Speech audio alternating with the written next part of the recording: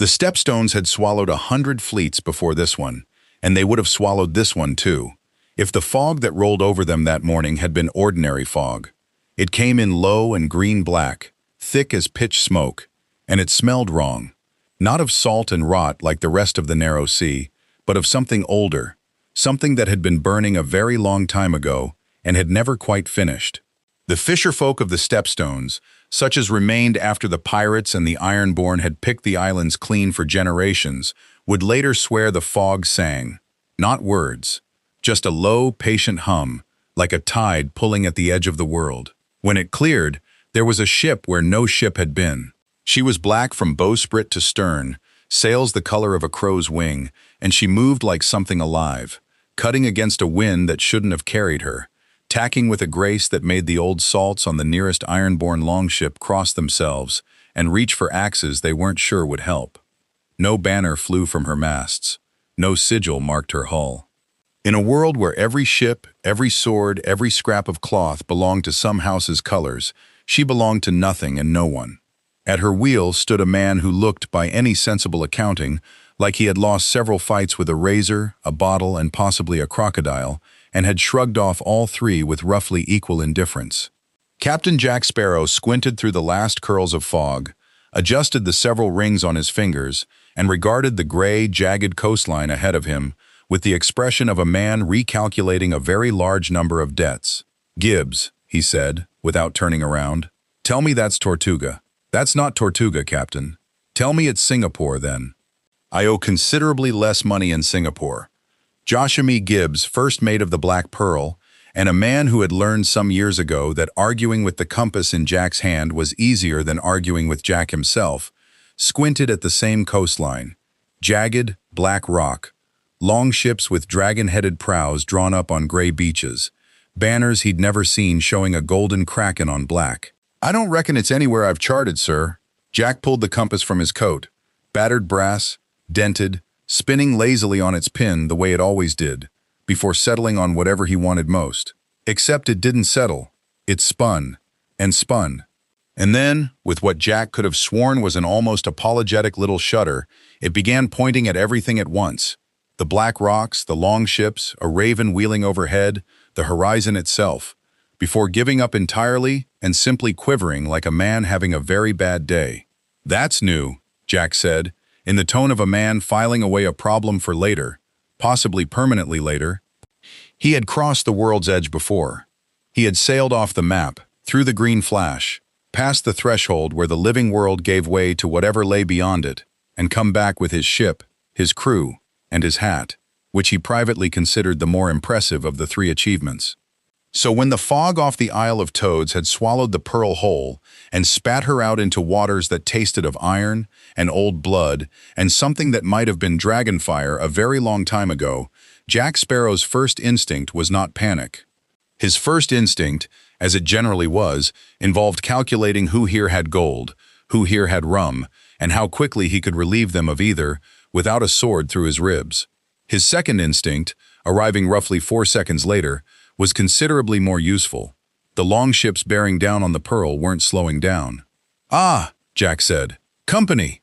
The Ironborn Reavers, for that was what they were, though Jack didn't yet have the word for it, came on fast and hard across the gray water, oars biting in unison, men in salt-crusted leather, standing at the prows with axes that had clearly opened more than a few skulls in their working lives. They had seen strange ships before. They had seen ships flying no banner before. That was half the Iron Islands business model.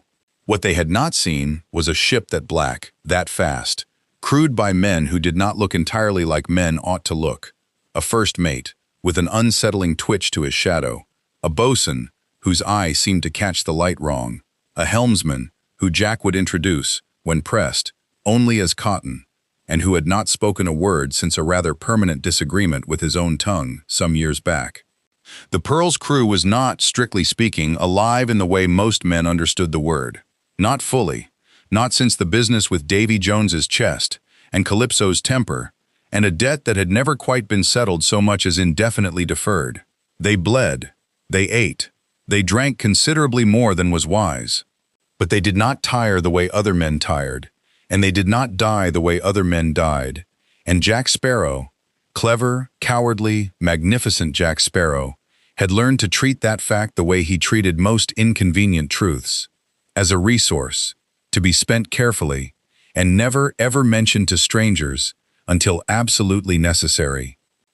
"Gibbs," Jack said, watching the first longship close the distance, "would you say those fine gentlemen look like they want to trade or take?" "Take, Captain. Definitely take. Pity, I had such a nice speech about trade." The first arrow came in low and hard, and Jack didn't so much dodge it as arrive somewhere else a half-second before it would have mattered, a habit of his that defied several laws of physics and all laws of dignity. "Guns!" he bellowed, in the general direction of the gun deck, and the Pearl's cannon crews, most of whom had, at one point or another, been dead, or dying, or somewhere unpleasantly in between, ran out the guns with the unhurried competence of men who had done this 1,000 times and expected to do it 1,000 more. What happened next would be spoken of on the Iron Islands for a generation, in taverns from Pike to the Stepstones, always with the same disbelieving shake of the head. A ship with no banner and no God's blessing on her sails put a broadside into 3 iron-borne longships in the time it took a man to draw a second breath, and where axes and swords should have found flesh, found instead a captain who danced along his own rail like the deck wasn't pitching beneath him, a blade in each hand, humming something under his breath that sounded almost like a sea shanty and almost like a prayer to no god the iron-born had ever heard of. It was not the killing that unsettled them, in the end. Westeros had seen killing. It was the laughing. By the time the surviving longships pulled back, fewer than they'd come with, and considerably less certain of themselves, word was already moving across the water, the way word always moved fastest in a world built on ravens and whispers. Something had come through the stepstones. Something that didn't kneel, didn't bleed the way it should, and didn't seem to know, or care, that in Westeros, ships like that got you killed, or worse, got you noticed. Jack Sparrow leaned against the Pearl's wheel, sheathed both blades with a flourish, entirely for his own benefit, since no one was applauding, and looked out at the strange gray coast, the black rocks, the banners he didn't recognize. "Gibbs," he said, "I do believe we've found ourselves a new sort of trouble." "Aye, Captain. What do we do about it?" Jack considered this with the profound seriousness of a man who had never once in his life made a good decision quickly and saw no reason to break the streak now. "We do," he said, "what we always do." He turned the compass over once more in his hand, watched it shiver uselessly between a dozen directions at once, and smiled the smile of a man who had just realized the game board was bigger and stranger than any he'd played before, and that somewhere out there, someone was already deciding whether he was a prize worth taking, a threat worth killing, or something far more valuable, a piece no one else on the board yet knew how to use. "We find out who wants us dead first," Jack said, "and we let everyone else worry about that instead of us. If you want to see more characters enter different universes, hit that subscribe button and drop the name of a character and the universe you'd want to see them in down in the comments below. All men must die, but legends endure." The Black Pearl turned her bow toward Pike, black sails catching a wind that, by all rights, shouldn't have been blowing at all. Pike had not seen a ship sail into its harbor uninvited and unbloodied in living memory, and it did not much care for the precedent. The castle rose from its scattered rock towers like something the sea had grown tired of and spat back out, bridges of rope and wood strung between spires that groaned in the wind, and Jack Sparrow, standing at the Pearl's rail with his hat set at an angle he considered rakish, and most observers considered simply crooked, decided he rather liked it. Any place that built its throne room across a chasm the sea could eat a man in, he reasoned, was a place run by people who understood that fear was a legitimate architectural choice. "Captain," Gibbs murmured, close at his shoulder, "they're not exactly rolling out a welcome." He wasn't wrong. The rocks of Pike's Harbor were lined 3 deep with ironborn. Axes, spears, longbows drawn but not yet loosed, the particular silence of men who had already decided violence was coming and were simply waiting on the order. At the head of them, on a jut of black stone above the tide line, stood a woman with a face like weathered granite and eyes that missed nothing. Asha Greyjoy, though Jack didn't yet have her name, only the unmistakable read of her as the one in charge. the one everyone else's eyes kept flicking toward. They came through the stepstone's fog, a voice called down, flat and carrying easily over the water. 3 of my uncle's ships put to sea, with orders to sink you or take you. 2 came home. Only 2? Jack called back, spreading his hands with the wounded innocence of a man discussing a minor accounting discrepancy. I count that as remarkably restrained of us, given the circumstances. We were rather hoping for a conversation first, weapons second. You lot seem to have that order reversed. A ripple of low laughter moved through the Ironborn on the rocks. Not friendly laughter, but the appreciative kind men give an enemy who at least dies with style. Asha's expression didn't shift. You sail a ship with no sigil, she said. No house, no God's blessing painted on her sails. And yet she moves faster than anything I've seen on this sea, and your men fight like they've already died once and didn't much mind it. A pause, calculating. The drowned god tests men by throwing them into the sea and seeing which ones come back. I'm inclined to think something threw you into it a long time ago, pirate, and you never quite finished drowning. Jack considered this with the air of a man being complimented on a point he hadn't realized he was making. That, he said, is either the most astute or the most unsettling thing anyone said to me all week. And darling, I've had a very unsettling week. What's your business here? Currently, not being murdered by several hundred extremely competent-looking archers. Longer term, Jack spread his hands wider, taking in the whole grim, wind-scoured spectacle of Pike, the Iron Islands, the entire unfamiliar gray world beyond it. Longer term, I confess I'm still working that part out. We seem to have sailed somewhat further off the map than usual. It was, for once, close enough to the truth that Asha's eyes narrowed instead of hardening further. Ironborn understood things that came from the sea uninvited. They built their entire culture on the premise. What she did not understand, what none of them understood yet, was a ship's captain who spoke of theft and plunder the way Septons spoke of the Seven, not as sin, but as devotion, a code so total it became its own kind of honor. That was the thing that would trouble her most, in the days that followed, turning it over in her mind the way a woman turns over a coin, looking for the counterfeit in it. The Ironborn had a creed, we do not sow, and they had built a hard, brutal philosophy out of the right to take rather than earn. Jack Sparrow's crew, she would come to understand, held something almost identical, except stripped of the drowned god, stripped of the Kraken banners and the paying of the iron price, reduced to its purest and most dangerous form. Nothing is owed, nothing is owned, and the sea belongs to whoever is clever enough to keep it. It should have made him kin. Instead, watching him talk his way across her father's harbor with a smile that promised everything and guaranteed nothing, Asha Greyjoy found herself doing something she rarely did with strangers. She lowered her bow. Balon will want to see this himself, she said, and it was not an invitation so much as a verdict.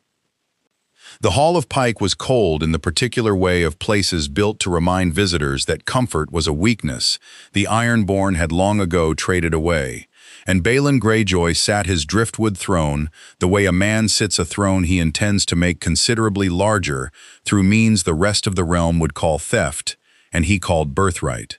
You sank my ships, Balon said. No preamble. Ironborn didn't waste words on courtesies that weren't going to be honored anyway. Your ships attempted to sink mine first, Jack said, with the easy cheer of a man who had negotiated with considerably worse than a driftwood throne, and a room full of men who could execute him on a whim. I merely responded with what I like to call proportional inconvenience. You sail unclaimed waters flying no banner. I sail flying my own banner, which I grant you is a novel concept in these parts. But I assure you, it's considerably older than most of the ones on your walls. Freedom, Lord Greyjoy, that's the whole of it. No king. No god demanding a tenth of my catch.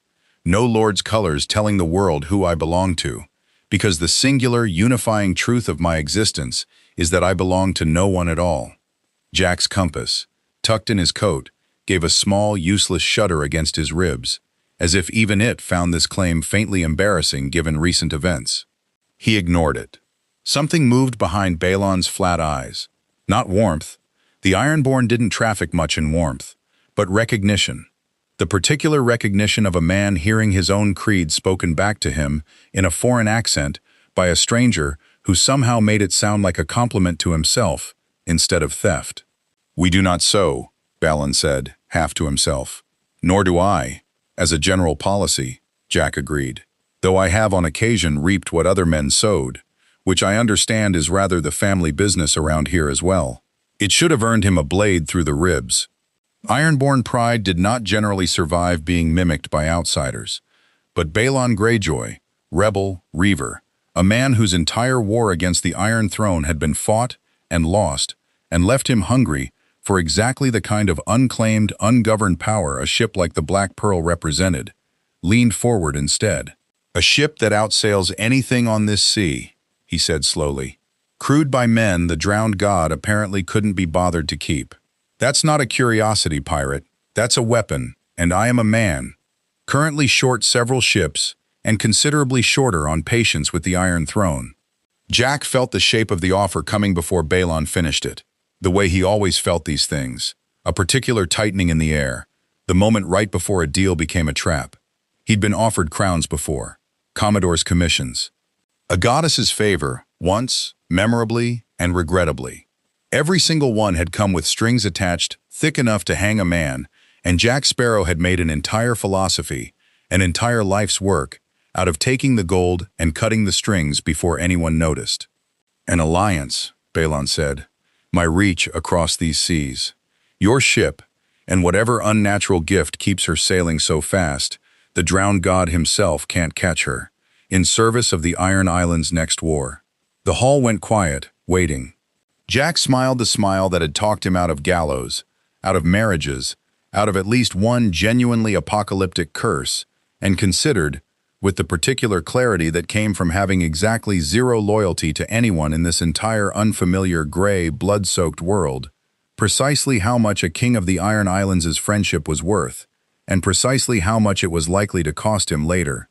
"Lord Greyjoy," he said, "I do love a good war. Wars are marvelous for men in my profession. Chaos, you understand, is remarkably good for business. But before I go, pledging myself to anyone's crown, even one made of driftwood and considerable menace, I find it's always wise to have a proper look round the board first. See who else is playing. See who's already lost."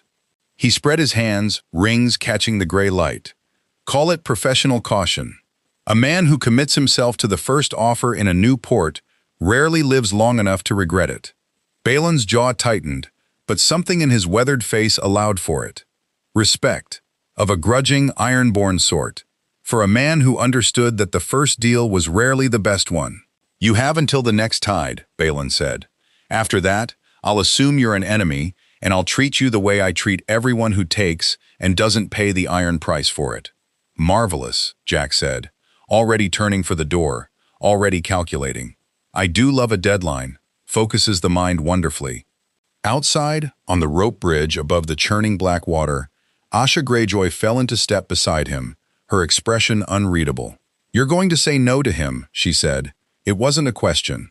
"I haven't decided anything," Jack said, which was, for once, almost entirely true. "You will," Asha said. "Men like you don't kneel. I could see it the moment you opened your mouth on that ship." She studied him with something that might, in a less guarded woman, have been curiosity. "The question is, what you do instead. Because in this world, pirate, no one is not a safe answer to give anyone who's asking." Behind them, in the harbor, the Black Pearl rode at anchor, black sails furled, waiting. And somewhere much further south, in a throne room built of 1,000 melted swords, word was already traveling by Raven that something strange had come through the stepstones. Something no house owned and no god had blessed, and Cersei Lannister did not, as a rule, allow such things to remain unclaimed for long. The compass had never lied to Jack Sparrow. Not truly, not even in its most maddening, self-defeating moments. Pointing him toward Elizabeth when he'd sworn he wanted the pearl. Pointing him toward the pearl when he'd sworn he wanted freedom. Pointing him, on one particularly bewildering afternoon in Singapore, directly at a bottle of rum he'd been trying very hard to convince himself he didn't want. It was honest in the way only a cursed piece of brass could be honest. It told you the truth about yourself, whether or not you were prepared to hear it. In Westeros, it had simply stopped telling the truth at all. Jack sat below decks in the Pearl's great cabin, the compass open on the chart table before him, watching the needle shudder and spin and occasionally, horribly, point in two directions simultaneously, a feat he would have sworn, on grounds of both physics and personal experience, was not something compasses were meant to do. "It's never done this," he said, to no one in particular, which was itself unusual, since Jack rarely said anything to no one in particular when there was a perfectly good audience of one available. Gibbs, leaning in the cabin doorway with the particular weariness of a first mate who had watched his captain argue with inanimate objects for the better part of 2 decades, folded his arms. "Maybe it's broke." "It is not broke, Master Gibbs. It is confused, which is a rather different affliction, and a considerably more dangerous one." Jack tapped the glass. The needle spun toward the porthole, toward the gray northern horizon, then jerked violently south, then simply stopped altogether, quivering like a man caught between 2 liars and unable to decide which one to believe. "This compass has never once failed to know what I want." Which raises the rather uncomfortable question of what, precisely, has changed. He already suspected the answer, and he didn't like it. The compass worked on want, pure, distilled, uncomplicated desire, the kind a man carried in his chest without a god's hand shaping it first. In the world Jack knew, want was a private thing. A man wanted gold, or a woman, or a ship, or freedom, and the wanting belonged entirely to him, however the gods might judge him for it afterward. But Westeros, he was beginning to understand, with the slow, unwelcome clarity of a hangover arriving a day late, did not deal in private wanting. Every desire here seemed to already belong to something else first. A house, a god, a prophecy, a dead king's claim passed down like a curse through blood.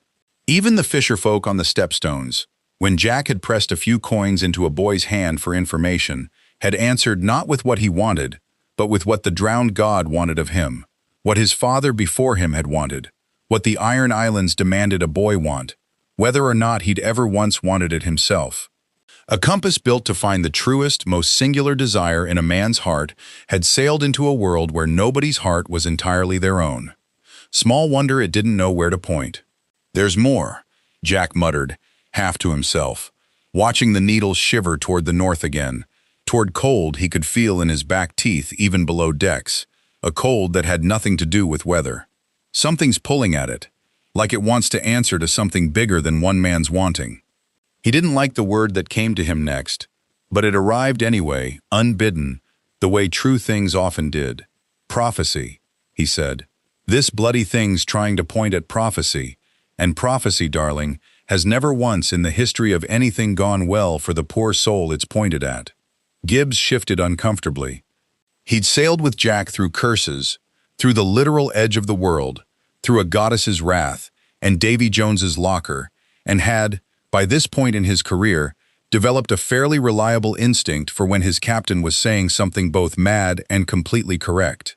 This had the unmistakable ring of the latter. "So what do we do, Captain?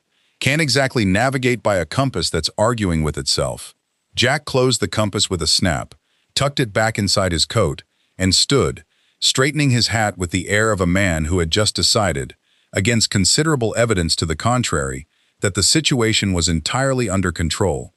"We do what sailors did for several thousand years before some enterprising fellow invented magic navigation instruments," he said. "We use our eyes, our wits, and a truly heroic quantity of guesswork, and we let the compass sort itself out when it's good and ready." It was, in fact, not sorting itself out. Over the following days, as the Pearl beat a slow course south along the stepstones toward Essos, Jack's stated reasoning being that a man ought to see the whole board before committing to a square, and the free cities were, by every account he could gather from iron-born sailors and captured merchant crews alike, the closest thing this world had to neutral ground. The compass grew steadily worse rather than better. It spun wildly whenever they passed near a red priest temple visible from the water, its needle straining toward the flame-lit windows like a dog straining at a leash. It stilled, unnervingly, dead and lifeless as a stone, when they sailed within sight of a lonely weirwood grove on a stepstone's islet, as though something ancient and patient had simply reached out and switched it off. And once, memorably, in the dead of night with no land or temple or grove anywhere in sight, it spun to point due north and stayed there, trembling, for the better part of an hour before Jack, unnerved in a way he was extremely reluctant to admit to his own crew, shut it in a drawer and poured himself a drink instead.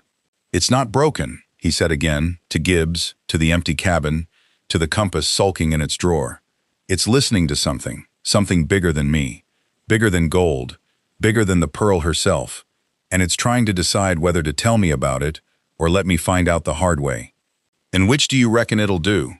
Jack considered this with the weary expression of a man who had, over a long and eventful career, learned never to bet against inconvenient magical objects having their own agenda. "Knowing my luck," he said, "both, simultaneously, at the worst possible moment." The worst possible moment arrived 3 days later, off a stretch of gray coast the iron-born crewman they'd taken on as an unofficial pilot. A sullen, useful man named Roderick who'd decided the Pearl's coin was worth more than his loyalty to a lord who hadn't paid him in a year. Identified as the northern reach of the Reach itself, the borderlands where Tyrell banners gave way to the wilder, more contested country near the Stormlands. They'd anchored in a hidden cove to take on fresh water, a task Jack considered beneath his dignity but tolerated on the grounds that his crew, undead or otherwise, still seemed to require the occasional drink that wasn't rum. It was there, waiting ashore with a water cask under one arm and an expression of profound put-upon suffering, that Jack Sparrow felt the compass in his coat go suddenly, violently still. He stopped walking, pulled it free, flipped it open. The needle wasn't spinning, it wasn't trembling. It was pointing, clean and steady and utterly certain, for the first time since they'd sailed through that green-black fog, directly inland, toward a stand of ancient trees visible over the tree line, trees with bark the color of bone and leaves the deep, wet red of a fresh wound. A godswood. "Well," Jack said quietly, staring at the steady needle with the particular unease of a man who very much did not want to be right about something. "That's new." Behind him, Gibbs and 2 of the crew had gone still, watching him with the wary attention of men who'd learned that when Jack Sparrow's face did that particular thing, the calculating stillness beneath the theater, something significant was about to go badly. "Captain," Gibbs said carefully, "what is it pointing at?" Jack closed the compass slowly, tucked it away, and looked toward the dark line of trees with an expression that, for once, held none of his usual performance in it at all. Just the plain, unadorned wariness of a man who had spent his whole life running from the things gods wanted from him, and who had just been told, in the clearest language his magic compass possessed, that something very old and very patient in this world had already noticed he'd arrived. "I haven't the foggiest," he said, "and I intend to keep it that way for as long as humanly possible." He turned back toward the boats, already composing, in his head, several excellent reasons why investigating a haunted grove of blood-leaved trees was an activity best left to literally anyone else. Reasons that would, he already suspected, with the particular dread of long experience, ultimately fail to save him from doing exactly that anyway, and considerably sooner than he'd like. Word travels faster on Raven's wings than any ship can sail, and by the time the Black Pearl slipped free of the hidden cove and beat her way east along the coast, the story of a black-sailed ship that flew no banner, sank iron-born longships without losing a man, and had somehow provoked the local godswood into an uncharacteristic fit of attention, had already reached ears considerably more dangerous than Balon Greyjoy's. Qyburn read the Raven Scroll twice before bringing it to the small council chamber, which was, in itself, unusual. Qyburn did not typically find things worth a second reading. Cersei Lannister sat at the head of the table with the particular stillness of a woman who had learned that showing interest too quickly was its own kind of weakness, and listened to her newest, most devoted advisor describe a ship whose cannon fire had, according to 3 separate and independently corroborated accounts, sunk vessels in a single volley that should have taken 4. "A pirate," Cersei said when he'd finished. "Not a question. A dismissal, or the beginning of one." "A pirate," Qyburn agreed, "whose crew do not appear to die the way men are meant to die. One of the Greyjoy oarsmen who survived the engagement swears he put a spear clean through a boarding sailor's chest, and the man laughed at him before throwing him overboard. He folded his hands, the picture of scholarly interest untroubled by anything so vulgar as fear. "I would very much like to examine one." "You want to examine one?" Cersei repeated. "Or you want to open one?" "With your grace's permission." "Both, though not necessarily in that order." Cersei's mouth curved, not quite a smile. She had buried a husband, watched a son crowned and another son buried in turn, and fought a war on every side of her that showed no signs of ending. And in all of that grinding attrition, she had learned one lesson better than any other. Power that already belonged to someone else was worth taking, and power that belonged to no one at all was worth taking first, before someone else did. "Find this ship," she said. "Don't threaten it. Threats are for enemies, and I don't yet know what this is. Offer gold. Ships without banners are ships without paymasters, and men without paymasters can always be bought. They simply haven't met the right price yet." The right price, as it turned out, found the Black Pearl 3 days later in the form of a sleek Lannister galley flying parley colors, intercepting her in open water off the coast, with a confidence that suggested its captain had either been given very specific assurances of safety or was simply too well paid to consider the alternative. Jack watched it approach from the Pearl's quarterdeck with the particular delight of a man who had, after a week of iron-born menace and haunted trees and a compass having what amounted to a nervous breakdown, finally encountered something refreshingly familiar, a rich man's representative come to buy him. "Now this," Jack said to Gibbs, "I understand perfectly." The envoy who came aboard was a lean, watchful man in Lannister crimson, flanked by 2 guards who kept their hands very deliberately away from their sword hilts. A courtesy, Jack suspected, purchased at considerable expense, given how the last 2 ships to approach the Pearl uninvited had fared. He introduced himself as Sir Harris Swift's man, though Jack privately decided this was almost certainly a lie and admired it regardless. Professional courtesy between liars being one of the few codes he genuinely respected. "Her Grace the Queen Regent has heard of your ship," the envoy said, "and your remarkable success against the Ironborn raiders." "Her Grace the Queen Regent," Jack said, tasting the title with evident relish, "has excellent taste in gossip. Do go on. She offers gold, a great deal of it, in exchange for the service of your ship and crew against the rebel armies currently besieging the realm's peace." The envoy produced a chest, modest in size, considerable in the particular gleam of what lay inside it when the lid came open. Gold dragons stacked in neat, gleaming rows. "A tenth now, as good faith. The remainder upon your first engagement in Her Grace's service." Jack looked at the gold the way a man looks at an old and complicated lover, with genuine, undisguised appreciation, and the wary knowledge that wanting it uncomplicatedly was no longer an option available to him. "Tempting," he admitted, and meant it. "Devilishly tempting. I've sailed under considerably worse arrangements for considerably less gold, and I want to be very clear that this is not a moral objection I'm about to raise, because morally, I have approximately none where gold's concerned." He closed the chest gently, almost regretfully, and slid it back across the deck toward the envoy's boots. "But I find myself curious about something. In my experience, when a queen offers a ship gold before she's seen it fight for her, one of 2 things is true. Either she's remarkably generous, which I doubt, given everything I've heard about the Lannister approach to generosity, or she wants something rather more specific than one good broadside against some rebels."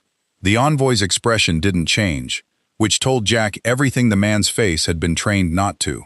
"She wants to know what you are," Jack said, softer now, and not unkindly, because he genuinely did admire good tradecraft even when it was being deployed against him. "Whether we're some manner of sorcery she can put a leash on. Whether we bleed the way her enemies expect us to bleed. Gold's just the hook, love. The purchase she's actually after is information, and possibly a body to hand her pet maester for study, if the rumors about that particular gentleman's hobbies are half true." Something flickered across the envoy's carefully composed face. Not quite alarm, but the recalibration of a man realizing his mark had read the whole hand before the cards were even shown. "The offer stands regardless of your suspicions, Captain," the envoy said. "Her Grace is not known for patience with those who refuse her." "No," Jack agreed. I don't imagine she is. He considered the gold once more, considered the two guards, considered the galley waiting at a wary distance with, he did not doubt, considerably more men and considerably less patience aboard than the one boat that had ferried the envoy across. Then he considered, with the particular clarity that came, always, from having survived exactly this kind of moment more times than any reasonable man should, precisely what it would cost him to say yes, and precisely what it would cost him to say no, and made the calculation he always made in the end. Which lie kept him free. "Here is my counteroffer," Jack said, spreading his hands with the theatrical grace of a man about to propose something either brilliant or suicidal, frequently both. "Tell your queen that the Black Pearl is not for hire, not to her. Not, with all due and considerable respect to anyone, because a ship that answers to a paymaster is a ship with a leash, and I've worn considerably more leashes in my life than I care to repeat, cursed and otherwise. But," he held up a finger, "tell her also that I have not yet decided this war is any of my business, and a captain who isn't anyone's enemy is worth considerably more to a clever queen than a captain who's already spent, don't you think? Keep the gold. Consider it a gesture of goodwill from a man who prefers to remain unpredictable to everyone equally." He pushed the chest back toward the envoy's boots with the toe of his boot, an act of refusal so contrary to every fiber of Jack Sparrow's actual nature that Gibbs, watching from the rail, nearly choked. The envoy studied him for a long moment, then inclined his head. Not agreement, but acknowledgement, the particular respect one professional liar affords another. "I will deliver your message precisely as given, Captain," he said. "I would, however, caution you. Her Grace does not forget refusals. She simply reconsiders her approach." "I don't doubt it for a moment," Jack said cheerfully, already turning away, already done with the conversation in the manner of a man who considered lingering over a completed negotiation a waste of good drinking time. "Do give her my regards. And do warn her, gently, if you can manage gently, I understand it's not the fashion at that court, that the next offer she sends had better come with rather more honesty attached, because I find I have a very low tolerance for being underestimated twice in the same week." As the Lannister galley pulled away, gold chest and all, Gibbs came to stand beside him at the rail, watching it go with the particular unease of a man who had just watched his captain turn down a small fortune on principle, a word Gibbs did not generally associate with Jack Sparrow. "That's twice now you've said no to easy coin," Gibbs said. "Iron Islands. Now the Lannisters. What exactly are we waiting for, Captain?" Jack watched the galley shrink toward the horizon, thinking of a compass gone suddenly, unnervingly still in front of a grove of blood-red trees, thinking of Asha Greyjoy's flat, assessing eyes, thinking, though he would not have admitted this to Gibbs or to himself in quite so many words, of the particular, patient way this entire strange gray world seemed to be watching him back, weighing him, deciding what he was worth and to whom. "I'm waiting," Jack said slowly, "to see who blinks first. In my experience, love, the ones who chase you hardest at the start of the game are rarely the ones worth playing it with in the end." He straightened his hat, turned from the rail, and allowed himself, finally, a genuine smile. Besides, a queen who reconsiders her approach after being refused is a queen worth watching very, very closely, from a safe and entirely uncommitted distance. Behind them, unseen, a raven was already climbing into the gray sky above the retreating galley, carrying word back to King's Landing that the ship without a banner had refused gold, refused threat, and refused, above all, to be known. And in the Red Keep, Cersei Lannister would read that report with the particular, dangerous patience of a woman who had never once in her life allowed a refusal to be the end of anything. The inn sat at a crossroads no map bothered naming, the kind of place travelers found by accident and left as quickly as decency allowed, and Jack Sparrow walked into it 3 days after refusing a queen's gold with the settled conviction that a man engaged in delicate multi-faction political maneuvering deserved, at minimum, a decent meal that wasn't ship's biscuit. He had come ashore with Gibbs and 2 others, ostensibly to gather information. The Reach's roads were thick with rumor about the war, about the dead king in King's Landing and the wolf boy marching south, and a queen across the sea with dragons growing larger by the season. but mostly because Jack's tolerance for his own ship's cooking had a limit, and that limit had been reached somewhere around the fourth consecutive night of salted fish. The innkeeper was a nervous, sweating man named Watt, who clearly recognized quality coin when he saw it, and just as clearly recognized trouble when it walked through his door, wearing an improbable number of rings and an expression of theatrical goodwill. He seated them near the fire without being asked twice, brought bread and a passable stew, and made himself scarce with the particular haste of a man who had survived a war by knowing precisely when not to ask questions. It was, by any reasonable measure, an unremarkable evening, right up until the moment 6 armed men walked in, wearing the black and orange of a minor reach house Jack didn't recognize and would later learn was sworn, however loosely, to House Tarley. Men who had clearly been riding hard, clearly been drinking harder, and clearly decided that a stranger eating alone with a full purse and a strange accent represented an evening's entertainment they had every right to. Pirate, the largest of them said, dropping into the bench across from Jack uninvited, close enough that Jack could smell the wine on him from 3 feet away. That's what they're calling you up and down this road. Ship with no banner, crew that don't die right. He grinned, missing a tooth, the particular grin of a man who has decided violence is coming and is enjoying the anticipation of it.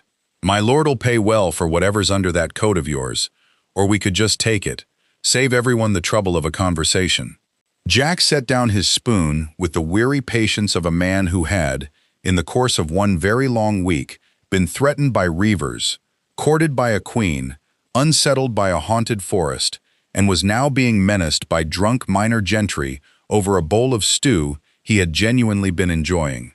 "Gentlemen," he said, "I have had, and I say this with complete sincerity, a truly extraordinary run of people wanting things from me lately, and I find myself fresh out of patience for the concept generally, but particularly fresh out of it for men who interrupt a fellow's dinner to demonstrate it." He spread his hands. "Now I am, by nature and considerable practice, a peaceable man." The soldier's hand closed around Jack's wrist, hard, dragging him half across the table. "You're a thief in a lord's territory, eating a lord's bread, and you'll—" He never finished the sentence. What happened next occurred with the particular, unhurried economy of a man who had survived considerably worse odds than 6 drunk soldiers in a crossroads inn, a blade appearing from somewhere in Jack's sleeve, a boot connecting with a knee at precisely the angle required to end a fight before it properly began, the peculiar controlled chaos that always surrounded Jack Sparrow in violence, equal parts genuine skill and outrageous, improbable luck. 2 men went down clutching broken wrists. A third found himself face first in the stew he'd been about to demand as tribute. Within the space of perhaps 20 seconds, 6 armed men lay variously groaning, unconscious, or fled into the night, and Jack Sparrow straightened his coat, retrieved his hat from where it had fallen, and resumed eating as though nothing at all had interrupted his meal. It should have ended there. It did not end there, because Watt the innkeeper, pale, shaking, and evidently far more versed in the local politics than Jack had credited him for, was already backing toward the door with the look of a man who understood, with the particular clarity of someone who has survived one war already and has no intention of dying in someone else's, exactly what came next. "You don't understand," Watt said, voice cracking. "Those men, that's Sir Denise's household guard. He'll come himself. He'll burn the inn to the ground for the insult. Guessed right or no?" "Guessed right," Jack repeated. And this was the lesson, delivered not by a maester's scroll or a lord's careful warning, but by a terrified innkeeper's shaking voice, in the space of perhaps 30 seconds, that would follow Jack Sparrow through every remaining day he spent in Westeros. That violence answered to a code here, an old and sacred and utterly merciless one, and that code did not care one particle for whether a man had started the fight or merely finished it. Guest right protected the man who broke bread beneath a roof, protected him absolutely, inviolably, a law older than any king's law, and enforced with a savagery that made Jack's own piratical code of conduct look positively genteel by comparison. And Jack had just humiliated, in front of witnesses, the household guard of a lord whose honor now required an answer measured not in coin, but in blood. The innkeeper's blood, most likely, and everyone in the room who'd witnessed the insult, for having dared to shelter under a roof where a lord's men had been shamed. "They'll kill you for that?" Gibbs asked, incredulous, looking at the two moaning, defeated soldiers on the floor. "For losing a fight they started?" "They'll kill him," Watt said, pointing a shaking hand at nothing and everything, meaning himself, meaning his family upstairs, meaning the entire building around them, for letting it happen under his roof. That's how it works here. That's how it's always worked. Jack sat very still for a moment, considering this with the particular, unhurried focus he reserved for problems that could genuinely get him killed. In his own world, a tavern brawl was a tavern brawl. You won it or you didn't. You paid the bar bill or you didn't. And the consequences began and ended with the men who'd thrown the punches. Here, apparently, violence was a ledger kept by entirely different rules, one where an innkeeper's life could be forfeit for a fight he'd never wanted, under a roof he'd only ever tried to keep peaceful, all in service of an honor that seemed, to Jack's admittedly biased eye, to function considerably more like a noose than a virtue. "That," Jack said slowly, "is possibly the stupidest law I have encountered in a very long career of encountering stupid laws. And darling, I once watched a man get hanged for owing a governor considerably less money than the governor owed him." "Stupid or not," Watt said, "it's what'll get me and mine killed by morning."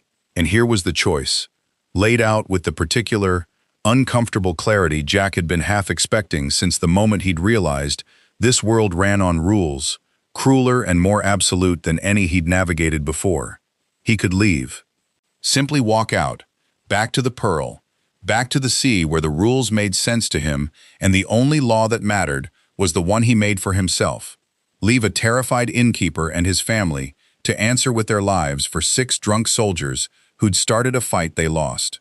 It was, by any honest accounting of Jack Sparrow's actual character across a long and thoroughly documented career of self-interest, the obvious choice, the one his every prior instinct screamed was correct.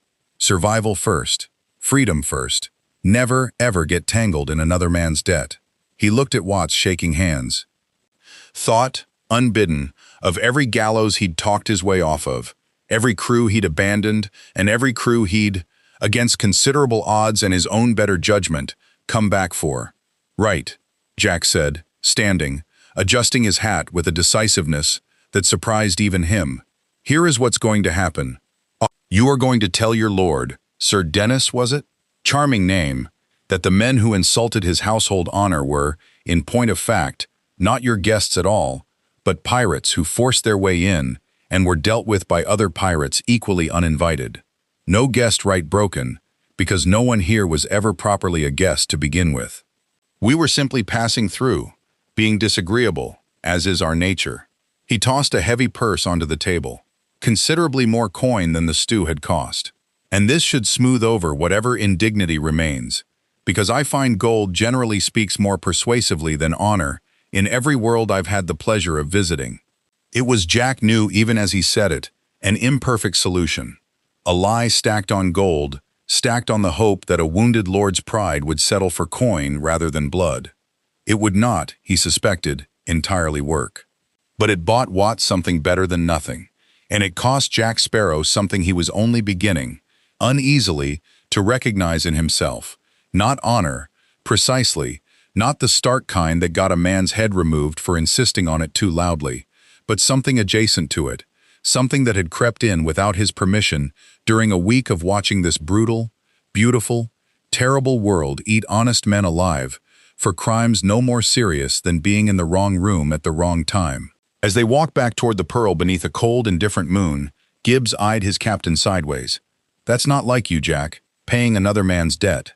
"No," Jack agreed, and there was something almost rueful in it. "It isn't. Do keep it to yourself, would you? A reputation for sentiment is considerably more dangerous in these parts than a reputation for piracy, and I've already got quite enough people wanting to kill me for 1 week."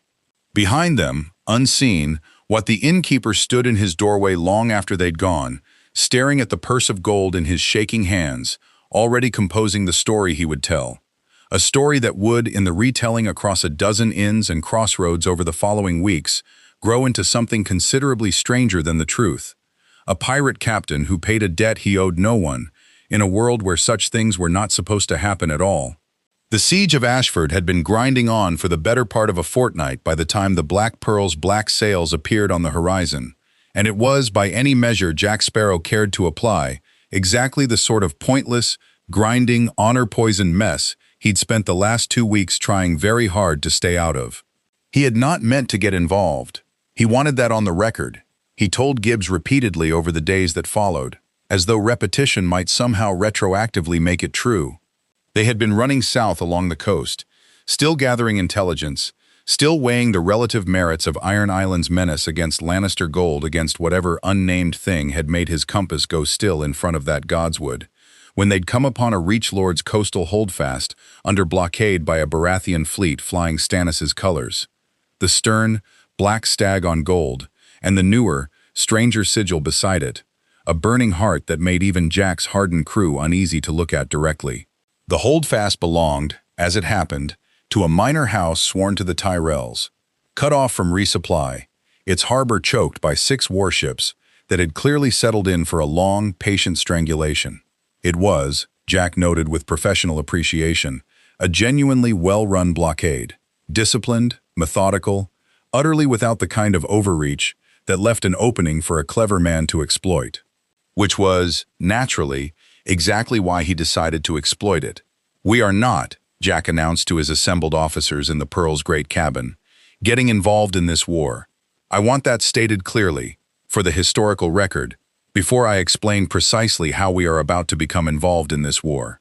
Gibbs put his head in his hands. "Here we go."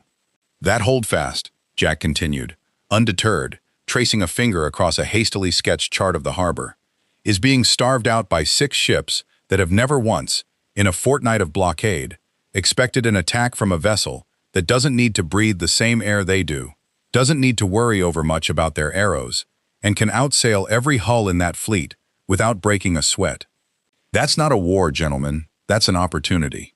An opportunity to do what, exactly?" This from Mr. Cotton, or rather from Cotton's parrot, perched on his shoulder, since Cotton himself remained as silent as ever, though the crew had long since stopped finding it strange that the bird's contributions to strategic discussions were, on balance, more coherent than several of the human ones. "To find out," Jack said, "precisely how good we actually are in this world's wars, and, incidentally, to relieve a blockading fleet of considerably more coin and cargo than they're likely to miss, since I notice Stannis Baratheon's ships are provisioned rather better than his reputation for austerity would suggest." He straightened, grinning. "Purely a reconnaissance mission, you understand. In the interests of gathering intelligence. It was not, in any honest accounting, a reconnaissance mission. What followed, over the course of a single moonless night, would be spoken of, quietly, disbelievingly, in the manner reserved for things men had witnessed, but couldn't quite make themselves fully believe, by every sailor who survived it, and half the small folk of the Reach coast who heard the story second-hand within a week.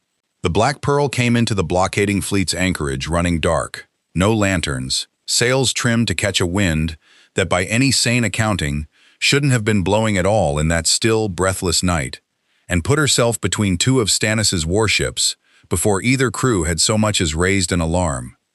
What the blockading sailors saw, in the chaos that followed, defied easy explanation, and most of them would spend the rest of their lives declining to try. A ship's crew that took arrow and blade wounds and simply kept fighting, laughing in a way that unnerved grown men who had stood against White Walker's cold and found this considerably worse. A captain who danced along a burning rigging line with a blade in each hand, humming something that sounded, to more than one terrified witness, disturbingly like a lullaby, cannon fire that came from angles no honest broadside should have allowed, as though the ship herself were bending the rules of the water she sailed on. By dawn, 3 of Stannis' 6 blockading ships were burning or sunk. A 4th had run herself aground trying to flee an enemy her crew could not adequately describe to their own officers. And the Holdfast's harbor, for the first time in a fortnight, lay open to the sea. Jack stood at the Pearl's wheel as the sun came up over the wreckage, hat askew, coat singed at one sleeve, surveying the scattered, burning ruin of a fleet he had, by any strict accounting, had no legitimate business attacking, with the particular satisfaction of a man who had just proven something to himself that he'd been quietly wondering about for 2 weeks. Well, he said, to no one in particular.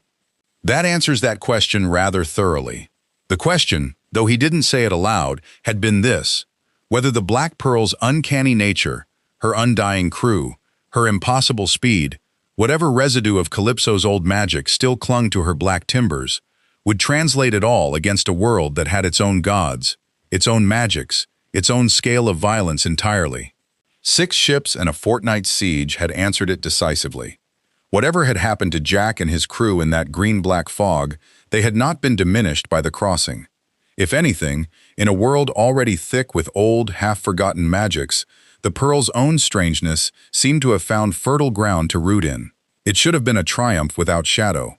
It was not, quite, because triumphs in Westeros, Jack was beginning to understand, with the particular unwelcome clarity of a man learning a hard lesson for the second time in as many weeks, never came free of consequence. And this one arrived within the hour, in the form of a longboat rowed out from the freed Holdfast under a banner of grateful truce, carrying the Holdfast's lord, an anxious, relieved old man named Lord Ashford himself, and more significantly, a woman in red robes who had apparently been a guest, or a prisoner, or something harder to categorize, within the besieged walls, and who watched the Black Pearl's approach with an expression of focused, unsettling interest that made even Jack's considerable bravado falter slightly. "You are not of this world," the red woman said, before anyone had made proper introductions, her voice carrying easily across the water, certain in a way that raised the hair on Jack's arms. "Observant," Jack said, recovering his composure with practiced speed. "And you'd be one of Lord Stannis's red priestesses, I'd wager. Come to tell me my victory here means something considerably more inconvenient than a simple broken blockade. Raflor does not send visions of a ship that sails against nature's laws for nothing," the woman said. "The Lord of Light shows me many things in the flames, Captain. I did not expect to see you among them, a man who serves no god, wanting nothing but his own freedom, and yet burning against the darkness all the same, whether he intends it or not." Her eyes, dark and fever-bright, did not blink. "The flames have shown Lord Stannis a champion, who will stand against the long night. I had thought I understood who that champion must be. I am no longer so certain." Jack felt the compass shift, unbidden in his coat, not spinning wildly this time, but a single, distinct pulse, as though something in it had, for just a moment, agreed with her. He did not like that at all. "With the greatest possible respect, love," Jack said, recovering his easy smile with the particular speed of a man determined not to let a red priestess see him rattled. "I have absolutely no interest in being anyone's champion, prophesied or otherwise. Prophecy, in my considerable experience, is simply another word for a debt someone else decided you owed before you'd even agreed to the loan. I sank 6 ships tonight because it amused me and profited me in roughly equal measure, and I would very much appreciate it if the universe, yours, mine, or whatever this one happens to be, declined to read anything grander into it." The red woman studied him a long moment, something unreadable moving behind her ancient, unsettling eyes. "The Lord of Light does not ask for your appreciation, Captain," she said finally. "Only your service, when the night comes for it. And it is coming. It is always coming." She turned to look north, toward a horizon Jack couldn't see, but suddenly, uncomfortably, could feel, the same cold pull his compass had felt outside that godswood. "Lovely," Jack muttered, as the longboat pulled away, leaving him standing at his wheel with a freed holdfast, a hold full of plundered Baratheon supplies, and the deeply unwelcome sensation of having just been noticed by something considerably larger and more patient than any queen, king, or reaver lord he'd encountered so far. "Gibbs," he said, "I do believe we've gone and made ourselves memorable. Is that good, Captain, or bad?" Jack considered the burning wrecks scattered across the harbor, the red priestess's fading longboat, the compass gone strange and pulsing in his coat, and the unshakable, growing certainty that whatever game this world was playing, he had just moved himself several very significant squares closer to its center. "Ask me again," he said, "once we find out who else heard about tonight." Braavos announced itself the way it always did to strangers arriving by sea, with the Titan first, a colossus of bronze and stone striding the harbor mouth with a sword raised against enemies centuries dead, and Jack Sparrow, standing at the Pearl's rail as they passed beneath its shadow, felt something he rarely admitted to feeling in front of his crew: genuine, unguarded respect. "Now that's a proper city," he said, "built by people who understood that intimidation is an art form, not an accident." They had come east on the strength of a decision Jack had been circling for days without quite committing to out loud: that a world this thick with kings, gods, and prophecy needed, somewhere in it, a port that answered to none of them, and that if such a place existed, it would be exactly the sort of place a man without a banner ought to establish himself before choosing sides in anyone else's war. Bravos, born of escaped slaves who'd fled the Valyrian freehold and built a city on the principle that no man owned another, seemed, on paper, like the closest thing this world offered to kindred spirits. The reality, Jack would discover within his first day ashore, was considerably more complicated and considerably more dangerous than the principle. The Iron Bank found him first, which surprised no one aboard the Pearl who'd spent any time at all learning how this world's currents of money and power actually moved. A representative arrived at the modest dockside inn where Jack had taken rooms.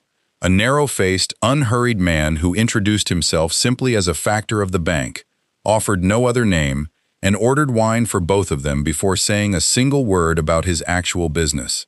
"The Iron Bank," the factor said eventually, "does not concern itself with rumor, Captain. We concern ourselves with ledgers, and your ledger, in the span of perhaps 3 weeks, has become remarkably interesting to us." "I do try to be interesting," Jack said. "Interesting men rarely starve. You sank an Ironborn raiding party without losing a hull. You refused gold from the Iron Throne itself. A decision, I might add, that struck several of our analysts as either very foolish or very shrewd, and we have not yet reached consensus on which." The factor's expression didn't shift, though something in his tone suggested he found the ambiguity professionally fascinating. "And 3 nights ago, you broke a Baratheon naval blockade that our own risk assessments had projected would hold for at least another month. That is not the record of a common pirate, Captain Sparrow. That is the record of an asset, and the Iron Bank does not, as a rule, allow assets to remain unaligned indefinitely. Not because we insist on owning them, but because unaligned assets are unpredictable, and unpredictability is our only genuine enemy." Jack turned his wine cup slowly between his fingers, considering.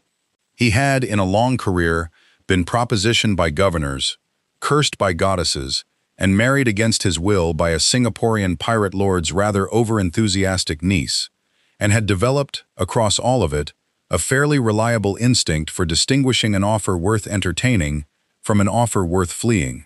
This one, he decided, fell into a category he didn't entirely have a name for yet. Not a trap, precisely, but a very patient hook, baited with something more valuable than gold. "What, precisely," Jack asked, "does the Iron Bank actually want from an unaligned asset, if not to align him?" "Information," the factor said simply, "and the occasional favor, discreetly performed, for which you would be paid handsomely and ask no further questions. We do not require your loyalty, Captain. Loyalty is expensive and unreliable. We require only that when the Iron Bank calls, the debt is honored, because the one truth this world respects above all others, more than honor, more than crowns, is that the Iron Bank will have its due." It was, Jack reflected, watching the factor's carefully neutral face, the single most honest proposition anyone in this entire brutal, honor-poisoned world had offered him yet. No false warmth, no pretense of friendship, simply a transaction stated plainly and left for Jack to weigh on its actual merits. He found, somewhat to his own surprise, that he respected it considerably more than Balon's alliance or Cersei's gold. "I'll consider it," Jack said, which was, for once, entirely true. "Tell your ledger keepers I appreciate a proposition that doesn't pretend to be anything grander than it is." The faceless men found him differently, not with an offer, but with a question, delivered by a boy of perhaps 12 who approached him in the Moonpool district 2 days later with the particular blank, unhurried patience of someone who had all the time in creation and none of the urgency, and asked, in oddly formal common tongue, whether the man who did not die properly would care to answer a question for a friend.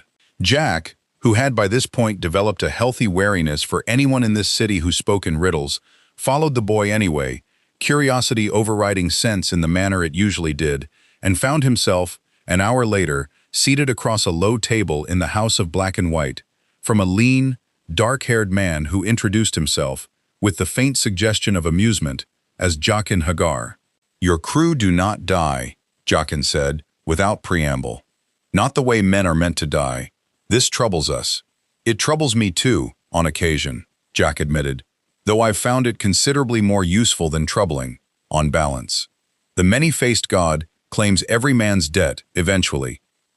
Death is the one gift he gives freely, and without prejudice, to kings, to slaves, to the honorable and the wicked alike."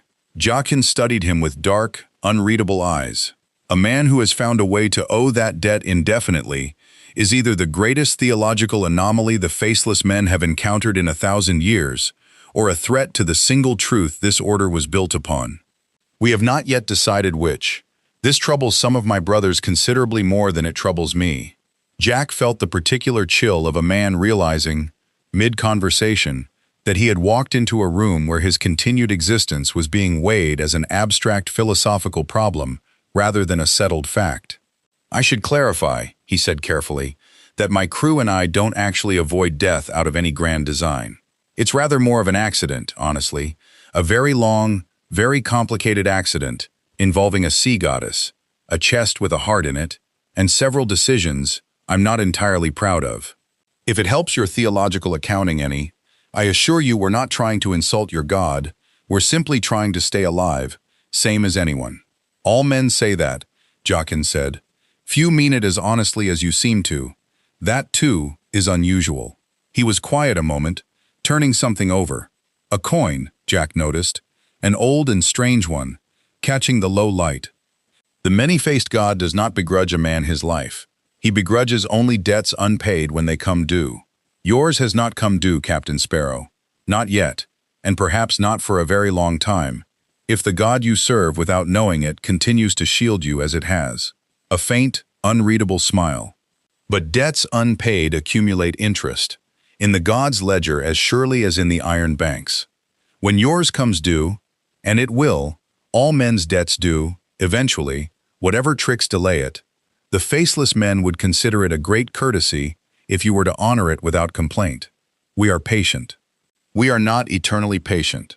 It was, Jack decided as he walked back through Bravos's narrow, canal-threaded streets afterward, hat pulled low against a fine gray drizzle, possibly the most unsettling conversation he had ever had, and he had once negotiated his own resurrection with a literal goddess of the sea. There was something about the faceless men's calm, patient certainty, the absolute conviction that his death was not a question of if, but simply when, filed away and waiting like an entry in a ledger no one but them could read, that troubled him considerably more than any threat Balon Greyjoy or Cersei Lannister had managed. Gibbs found him at the Dockside Inn that evening, staring into a cup of wine he hadn't touched, and read the mood correctly enough not to press for details beyond the obvious. "Bad day, Captain?" "Educational day," Jack corrected. "I've been offered gold, an army, a God's champion's mantle, and now a very polite reminder that I'm going to die eventually, and someone here is keeping meticulous notes on the subject, all in the span of 3 weeks." He finally drank the wine, grimacing slightly. "I begin to understand, Gibbs, why every soul in this world seems so grim about everything. It's rather difficult to enjoy a good plunder when there's a queue of gods, banks, and assassins all patiently waiting their turn at you. So what do we do?" Jack turned the compass over in his coat pocket without taking it out, feeling it sit there, quiet now, no longer spinning wildly but settled into a low, steady hum against his ribs that he found, if anything, more unsettling than the chaos before it, as though it too had finally decided what it wanted, and simply hadn't told him yet. "We do what we've always done," he said. "We keep every single one of them guessing exactly, long enough to stay one step ahead. The bank, the faceless men, the Red Priestess, the Queen, the whole lot of them." He stood, tossing coin onto the table for the wine, straightening his hat with a flourish that didn't quite manage to disguise the genuine unease underneath it. "And we hope, rather fervently, that whatever's coming for all of us doesn't arrive before we've finished deciding which lie serves us best."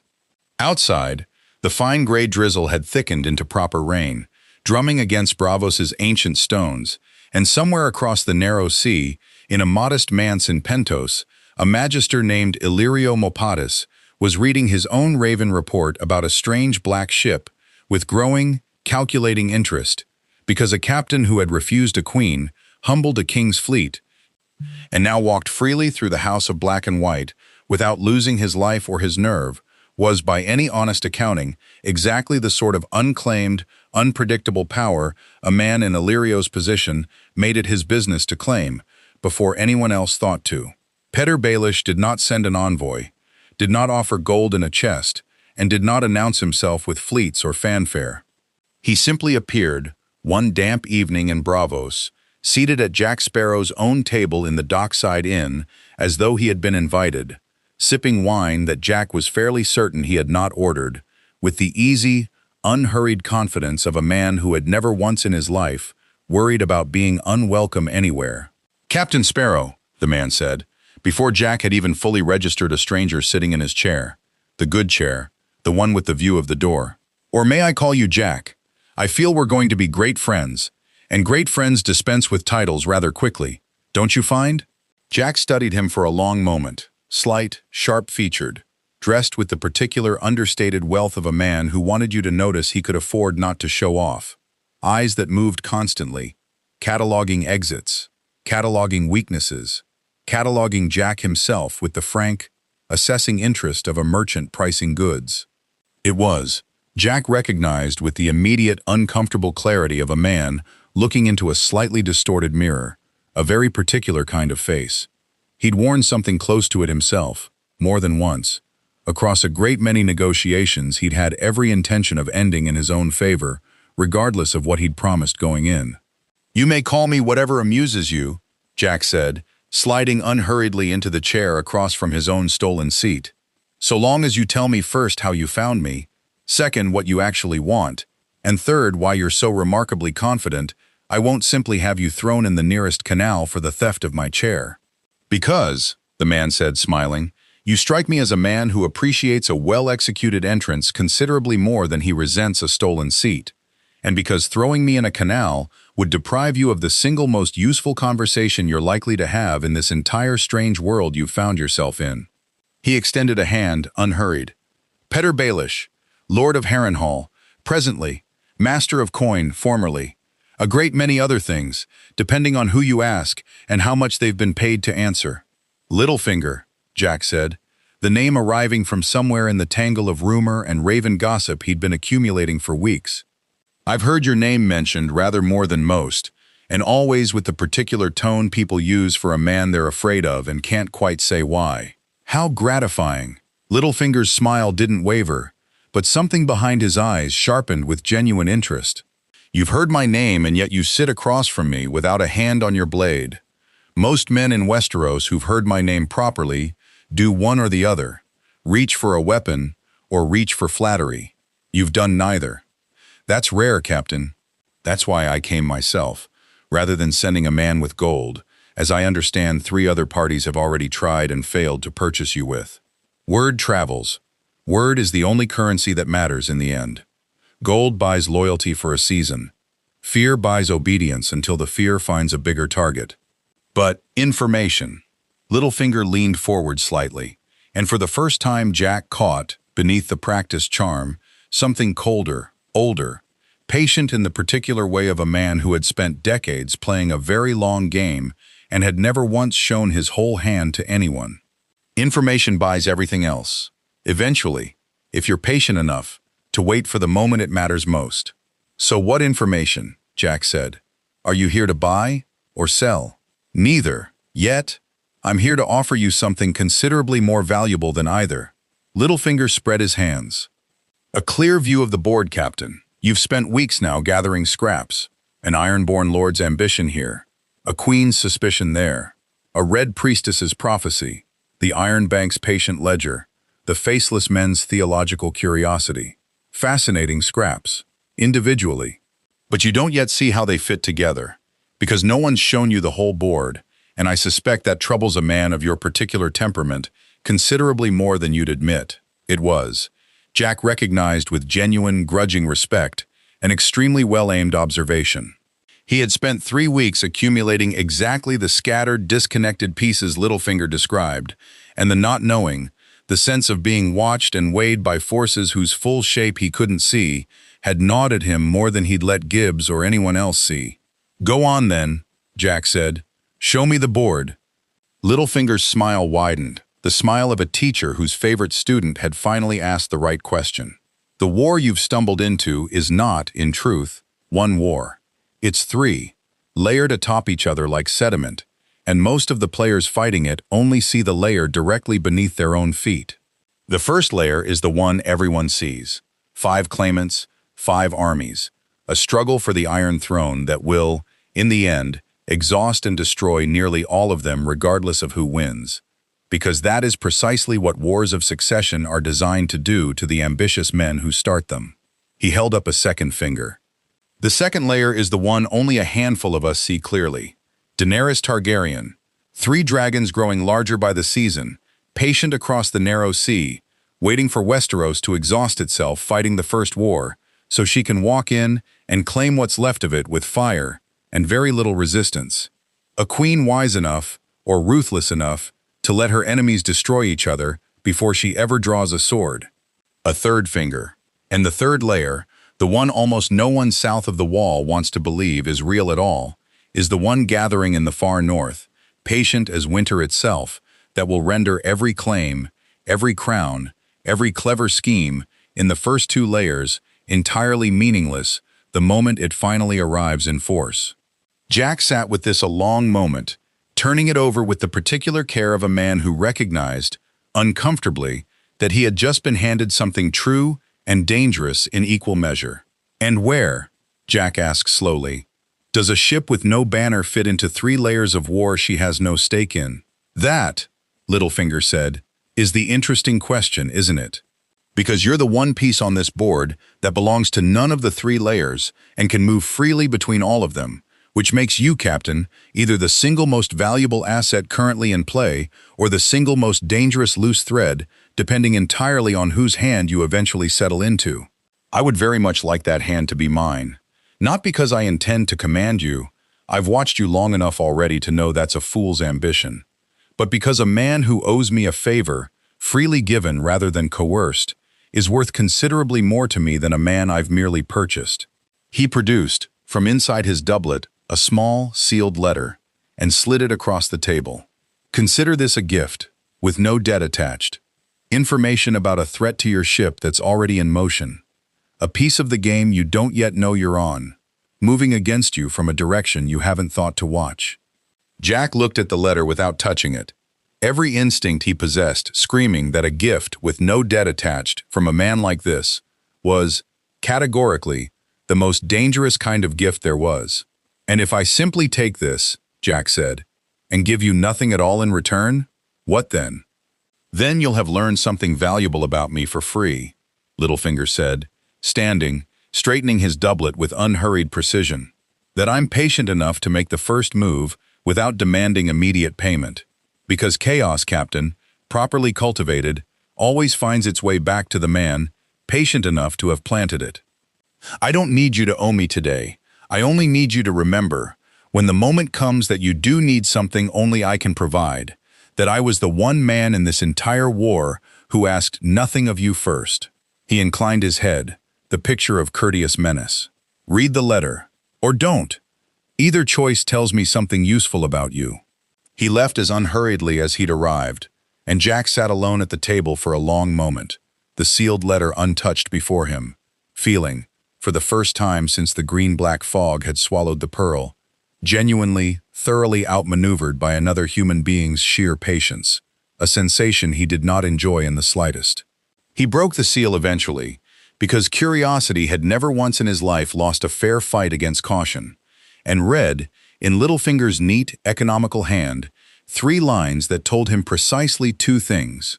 First, that a Lannister agent named Qyburn had already dispatched men to Braavos with orders to capture, alive if possible, in pieces if not, a member of the Pearl's crew for study. And second, that those men had arrived that very morning and were, even now, watching the dockside inn from across the canal. Jack closed the letter slowly, feeling the familiar, electric tightening of a trap closing that he'd learned, across a very long career, always to trust more than any words of warning. "Gibbs," he called, already moving, already calculating exits, already reaching for the particular calm that settled over him, only in the moments before violence became unavoidable. "I believe it's time we had a rather pointed conversation with some uninvited admirers." They came at moonrise, 6 of them, moving through the rain-slicked streets around the dockside inn with the particular disciplined quiet of men who had done this kind of work before and expected, reasonably, to do it without complication. Qyburn's agents did not wear Lannister crimson. That would have been foolish, in a free city that guarded its neutrality as jealously as Braavos did, but they moved like soldiers all the same, and the leader among them carried, slung across his back in oiled leather, something that made Jack's skin crawl the moment he glimpsed it through a gap in the shutters. A net woven through with dragonglass shards, the kind of implement built for capturing, not killing, something its makers suspected might not die from ordinary wounds. "They mean to take one of us alive," Jack murmured to Gibbs, watching from the inn's upper window as the 6 men fanned out to cover the building's exits with unhurried precision. "Qyburn's little collection, I'd wager, wants a fresh specimen to dissect, and doesn't much care which of us it is." "6 of them," Gibbs said. "We could take them easy enough, Captain. Same as the tavern, same as the blockade." "We could," Jack agreed slowly, and here was the calculation he'd been turning over since Littlefinger's letter, the one that troubled him considerably more than 6 armed men ever could. But 6 men sent to capture rather than kill, in a city that prizes its neutrality above nearly everything else, means someone very powerful decided this insult was worth the risk of a diplomatic incident with the Iron Bank's own doorstep. Kill them quietly in an alley, and we've simply delayed the next attempt.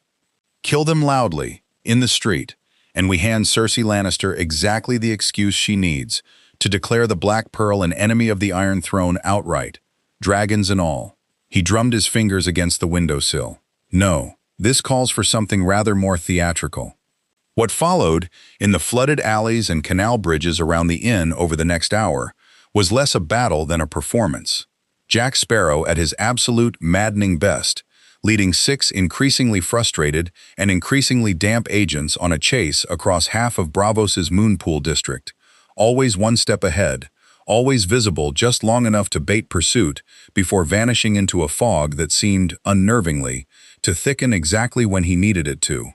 It was during the 4th near capture, cornered on a narrow bridge with the dragonglass net finally, actually closing around him, that Jack felt something shift. The compass, silent and steady in his coat for days now, gave a single violent pulse, and the fog around the bridge, already thick, seemed to answer it, curling inward with sudden, unnatural purpose, swallowing the bridge whole in a heartbeat of green-black darkness, identical to the fog that had first carried the Pearl into this world. When it cleared, 3 heartbeats later, Jack Sparrow stood 20 feet further down the canal, dry, unbound, and profoundly unsettled. "That," he said, to no one, staring at his own hands, "has never happened before." He did not have time to consider it further, because a voice, familiar, dark-eyed, unhurried, spoke from the shadow of the nearest doorway. "The fog answers to you now," Jaqen H'ghar said, stepping into the moonlight with the same faint, unreadable amusement he'd worn during their first conversation. "Or something very like you. This is new. This troubles me considerably more than your unusual relationship with death. It troubles me a fair bit too, if it's all the same to you," Jack admitted. "I don't suppose you've come to explain it, rather than simply observe it unsettlingly from doorways." "I've come," Jaqen said, "because 6 men are hunting a guest of this city on behalf of a foreign queen, and the faceless men do not permit that kind of insult to Braavos's neutrality to go unanswered, whatever theological questions your continued existence raises for us." He produced, from his sleeve, a coin, the same strange old coin Jack had noticed before. Consider this the last courtesy the many-faced god extends before your debt properly begins accruing interest, Captain. Deal with your hunters. Braavos will not intervene further on your behalf. He was gone before Jack could form a reply, vanished into the rain and shadow with the particular completeness that Jack was coming to understand was simply how the faceless men left every room. That left 6 increasingly desperate agents, one deeply unsettled pirate captain, a fog that now seemed to answer to something in him he didn't fully understand, and a decision that Jack recognized, with the clarity that came only in moments of genuine crisis, could not be delayed any longer. He had spent 3 weeks refusing every offer, dodging every faction, keeping every player in this brutal game exactly one careful step removed from actually owning him. That strategy had worked, right up until the moment Cersei Lannister decided a captured, dissected pirate was worth the risk of open conflict with Braavos itself. Neutrality, Jack understood now, standing soaked and cornered in a stranger's rain-lashed city, was not actually a position a man could hold indefinitely in a world this hungry for allegiance. Eventually, someone always forced the choice. Enough, Jack said, to the rain, to the fog, to the compass gone strange and pulsing in his coat. Gibbs, signal the others. We're finishing this properly. They finished it on the water, where the Pearl's own strangeness gave them every advantage Qyburn's agents couldn't have anticipated. A running fight through the canals that ended not in 6 deaths, which Jack still, stubbornly, refused to allow when a less permanent solution presented itself, but in 6 agents bound, disarmed, and delivered, with a note, in Jack's own extravagant hand, to the doorstep of the Iron Bank itself, along with a very direct message for its factors, that the Black Pearl considered an attack within Braavos's walls a debt owed to the city's own laws, not merely to Jack Sparrow personally, and that he trusted the bank's well-known appreciation for precedent to see it enforced accordingly. It was, Jack reflected afterward, standing at the Pearl's rail as dawn broke gray and cold over Braavos's canals, either the single cleverest political maneuver of his entire career, or the moment he had finally, irrevocably run out of room to remain nobody's enemy and nobody's ally at once. The compass in his coat had stopped pulsing. When he drew it out and opened it, hands still faintly unsteady from the night's violence, the needle sat perfectly, unnervingly still, pointing, for the first time since they'd sailed through that fog, not at gold, not at freedom, not at some distant godswood's ancient patience, but directly at the Black Pearl herself, at his own crew, at the ship and the men who had crossed an impossible ocean with him and remained, through queens and reavers and assassins and gods, the only thing in this entire brutal world he had never once seriously considered trading away. Well, Jack murmured, closing the compass gently, feeling something in his chest settle that had been unsettled since the fog first swallowed them. There's an answer at least, even if it's not the one I expected. Behind him, Gibbs approached carefully, reading his captain's unusually still expression with the wariness of a man who'd learned to recognize when Jack Sparrow was about to do something either brilliant or catastrophic, frequently both at once. Captain, what now?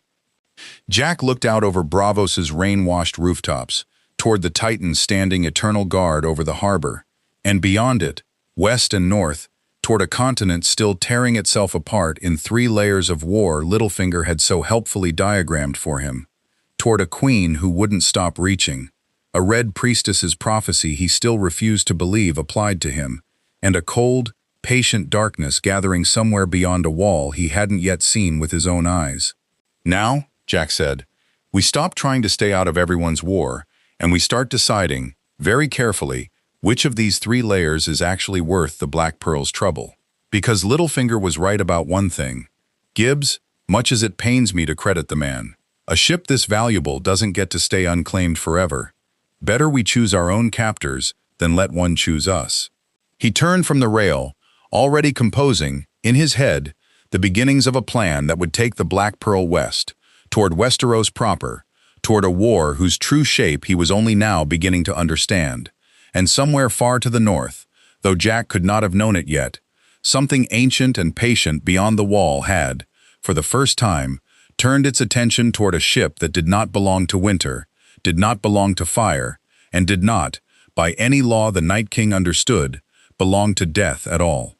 The Black Pearl came west through the narrow sea on a wind that Jack Sparrow had long since stopped questioning, and made landfall not at King's Landing, not at Pike, not at any of the harbors where kings and queens and lords still waited for his answer, but at a gray, wind-swept stretch of coast near White Harbor, close enough to the north that the cold had teeth in it even in what passed, in this world, for summer. He had chosen it deliberately. Of the 3 layers Littlefinger had laid out for him with such patient, self-satisfied clarity, the War of 5 Kings devouring itself from within, Daenerys's patient fire waiting across the sea, and the cold, ancient thing gathering beyond the wall, Jack had spent the long weeks of the voyage west, turning the choice over with a care he rarely extended to any decision, and had arrived, somewhat to his own surprise, at a conclusion his younger, hungrier self would scarcely have recognized. The first war offered gold, allegiance, a throne's worth of squabbling lords who'd sell him out the moment his usefulness expired. The second offered a queen's fire and a crown he had no interest whatsoever in wearing. But the third, the layer almost no one in the sunlit South believed was real, the one gathering silent and patient in the dark beyond a 300-foot wall of ice, offered something Jack recognized, uncomfortably, as the only stakes in this entire brutal world that didn't reduce, in the end, to someone else's throne. "You're mad," Gibbs told him, not for the first time, as they stood at the rail watching the gray coast approach, sailing toward the one fight in this whole world that nobody's paying for. "Entirely mad," Jack agreed cheerfully. "But consider, Gibbs, every faction we've met wants the Pearl for their war. The Ironborn want her for reaving. The Lannisters want her for conquest. The Bank wants her for leverage. The Faceless Men want her captain's debt eventually paid. And Master Baelish wants her for chaos he can profit from. Every single one of them is playing a game that ends the moment someone sits a chair made of melted swords." He turned the compass over in his hand, its needle steady now, pointed not south toward crowns but north, toward cold, toward the one direction every other player in this game seemed determined to ignore. "But this is the one thing in Westeros nobody's trying to buy, because they don't yet believe it's real. Which makes it, by my reckoning, the only honest fight left on the whole board." It was not, strictly, honesty that had decided him. Jack Sparrow remained, at his core, entirely too fond of his own skin to charge north on principle alone. It was the compass, steady now in a way it had never been steady before, pointing with unwavering certainty toward the one place in this entire fractured world where wanting nothing but survival and wanting to matter turned out, against all his expectations, to be exactly the same desire. They found Jon Snow at Castle Black 3 days later, a Lord Commander stretched thin by a threat his own superiors barely credited, and the meeting that followed was shorter and stranger and considerably less contentious than any negotiation Jack had survived since the fog first swallowed the Pearl. Jon Snow did not offer gold. He did not offer a crown, or a theological reckoning, or a queen's fickle favor. He offered, instead, the one thing every other faction in Westeros had somehow failed to think of, an honest account of exactly how bad the coming winter truly was, delivered without flattery or threat, from one tired, wary captain to another. "I can't pay you," Jon said simply, standing atop the wall itself in wind that cut through even Jack's considerable indifference to weather. "I can't promise you gold, or land, or glory, because there won't be much of Westeros left to offer any of it if the Night King crosses in force. All I can offer you is the truth of what's coming, and the honest hope that a ship no ordinary weapon can touch might be worth more against it than every sword south of here combined." Jack looked out from the wall's edge at the vast, white, silent expanse of the haunted forest beyond it, felt the cold reach for him in a way that had nothing to do with weather, and felt, too, the compass in his coat settle finally, completely, into perfect stillness. Not the confused spinning of a man uncertain what he wanted, but the calm certainty of a man who had, at last, found the one desire this whole strange world couldn't corrupt into someone else's cause. "I've spent this entire war," Jack said slowly, "being extraordinarily careful never to belong to anyone. Kings, queens, banks, gods, everyone in this world wanted a piece of the Black Pearl, and I gave every last one of them exactly nothing, because that's always been the whole of my philosophy. Belong to no one, serve nothing but your own freedom. He turned from the wind, meeting Jon Snow's tired, honest eyes. But I find, Lord Commander, that fighting for something isn't quite the same as belonging to someone. You're not asking me to kneel. You're simply asking whether I'd rather die free on a wall nobody thanks me for defending, or die kneeling to whichever crown wins the game everyone else is so desperate to play. A slow, genuine smile. Put like that, it's really no choice at all. The battle came a fortnight later. Not the long night itself, not yet, but a probing assault, a testing of the wall's defenses that the Whites and their pale, silent masters had never before had to measure against a ship that could sail through solid fog, and a captain whose crew didn't die the way dead things were meant to stay dead. The Black Pearl, moved by means no maester would ever adequately explain, met the assault at the wall's eastern edge, cannon fire and Valyrian-forged steel, and Jack Sparrow's own improbable, undying luck holding a line that should not, by any honest accounting, have held at all.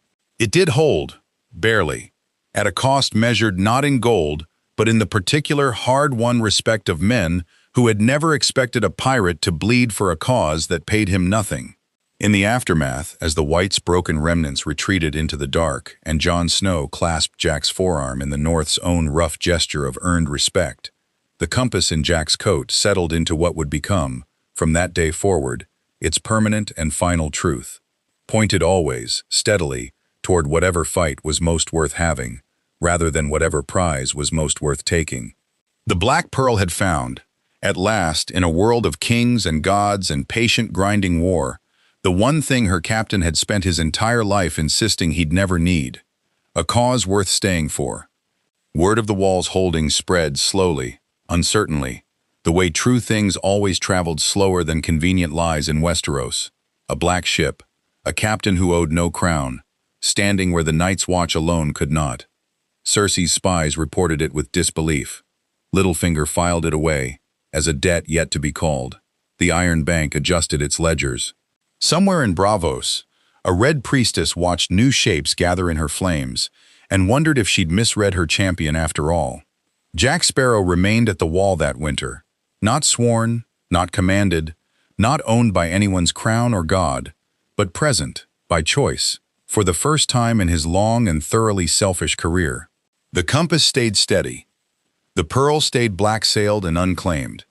And somewhere beyond the ice, something ancient had marked a new name among its enemies. Not a king's name, not a house's, but a pirate's, freely given to a fight that offered him nothing but the truth of what was coming. Winter was far from over. The Game of Thrones ground on without him, indifferent to his absence from its board. But on the wall, in the deep cold, a free man stood his post anyway. All men must die, but legends endure. More stories await.